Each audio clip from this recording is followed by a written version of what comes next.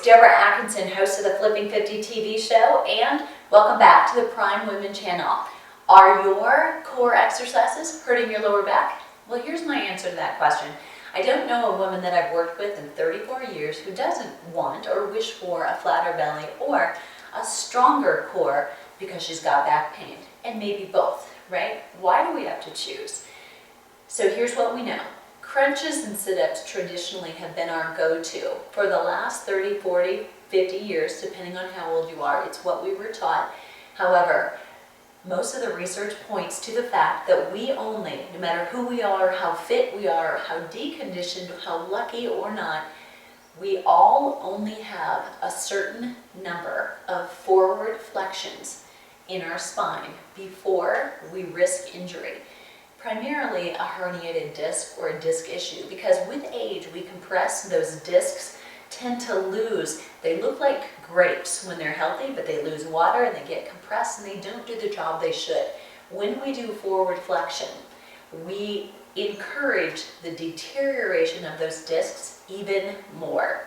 So let me give you a couple of options that are so much more effective than forward flexion ever will be. So let me answer question 2 before you ask it. Can I do crunches or sit-ups on a ball? Is that better? And the answer is no.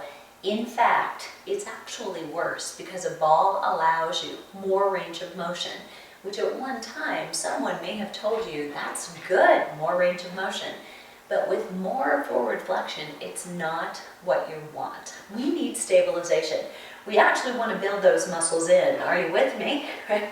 So what we want to do is work on things that stabilize and keep either our lower back down flat or allow a small arch to our back and keep it there. So what we want is to move parts of our body that are not our core while our core stabilizes. So this is only so much work right now, but if I were to make my legs start from this position and my arms start from this position, and I were to lower my leg one at a time, making sure my lower back was maintained on the ground, and then maybe added an opposite arm going up and overhead, now I suddenly am having to really stabilize.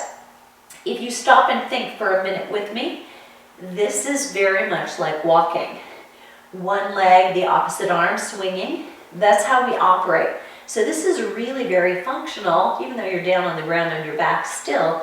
It's not putting stress on your back. It's actually working your deep core foundation, the ones way inside next to your spine.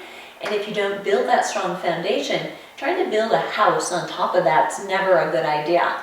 Other things you're more likely to be familiar with are things like a plank in either a knee position or on your toes, pushing back through those heels, holding this. And if you're just starting out and you're a little bit worried about this one, maybe you can't do it because of your shoulders or your elbows, stay on the back and do those marches that I just showed you. That will eventually tax you, and you can put a weight in those hands and go overhead. But what I want you to do is to look for ways to avoid sit-ups and crunches and realize there are dozens of other ways to safely work your core without putting your lower back or that lumbar spine at risk. And if you'd like more information on core exercises and the full workout, head over to flipping50.com, all words spelled out. The link is on the bottom of the screen. And I'll see you on the flip side.